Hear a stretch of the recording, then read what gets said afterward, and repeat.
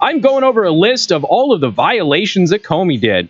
This came out with the Inspector General report, and we were surprised to learn yesterday that Comey got his own report.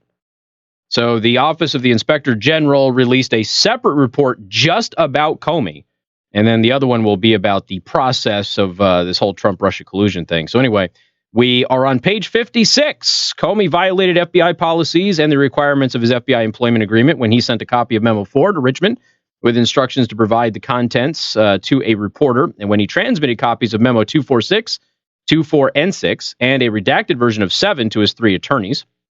Page 56 as well. Comey violated FBI policy and requirements of his FBI employment agreement when he chose this path.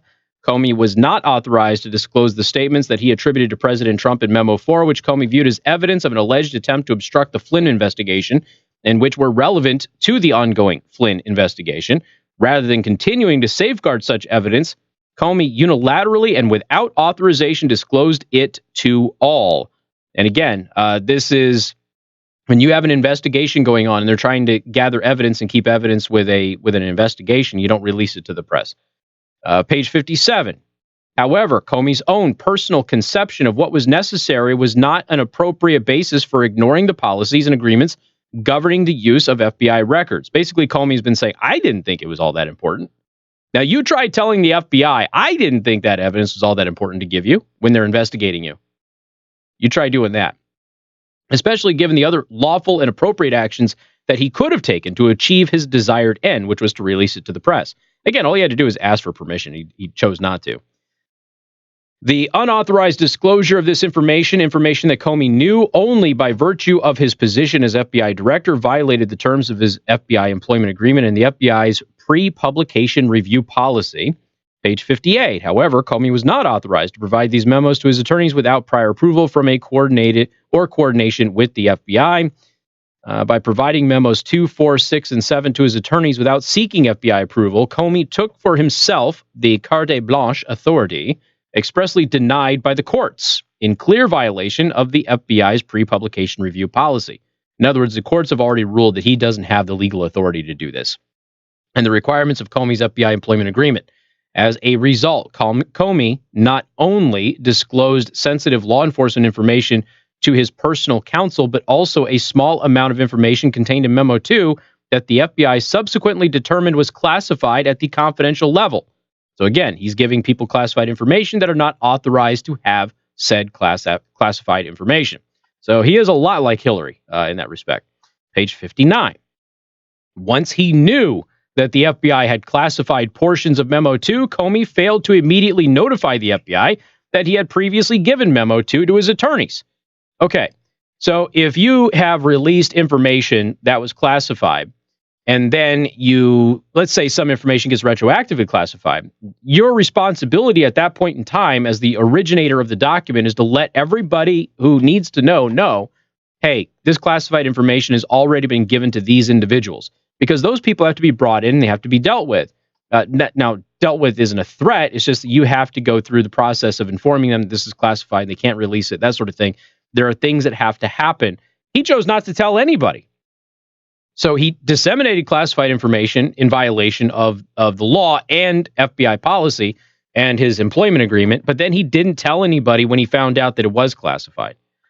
The FBI's Safeguarding Classified National Security Information Policy Guide clearly states that, quote, any person who has knowledge that classified information has been or may have been lost, compromised, or disclosed to an unauthorized person must immediately report the circumstances to his or her security office. Comey violated that requirement by failing to immediately inform the FBI that he provided Memo 2 to his attorneys. Also on page 59. By not immediately reporting that he had provided Memo 2 to his attorneys when Comey first learned that the FBI had designated a small portion of Memo 2 as classified at the confidential level, Comey violated FBI policy. The next page on page 60. However, after his removal as FBI director 2 months later, Comey provided a copy of Memo 4, which Comey had kept without authorization, to Richmond with instructions to share the contents with a reporter for the New York Times. But even when these employees believed that their most strongly held personal convictions might be served by an unauthorized disclosure. The FBI depends on them not to disclose sensitive information. Former Director Comey failed to live up to this responsibility. That was page 60. Page 61. We have previously faulted Comey for acting unilaterally and inconsistent with department policy. Comey's unauthorized disclosure of sensitive law enforcement information about the Flynn investigation merits similar criticism.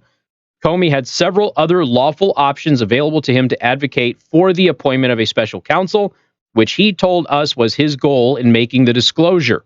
So remember, Comey was out there telling everybody, I only disclose this information so that a special counsel would be appointed. That would be Robert Mueller.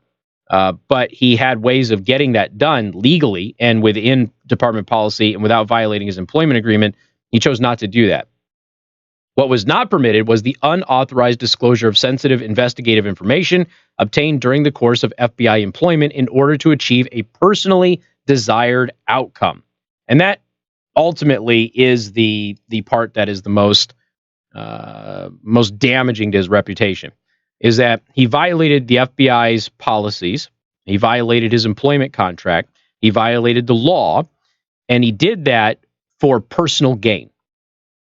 That's ultimately what the Inspector General was able to write on this. Now, again, the Inspector General has declined to charge him with any crimes and prosecute him, so this is simply a reputational thing. Comey, in his delusion, is out there telling everybody that they owe him an apology because he's not a liar or a leaker, except he's admitted to leaking. We know that he leaked. That's a fact. It's indisputable. And he's running around telling everybody that he's not a liar, and yet we have caught him lying.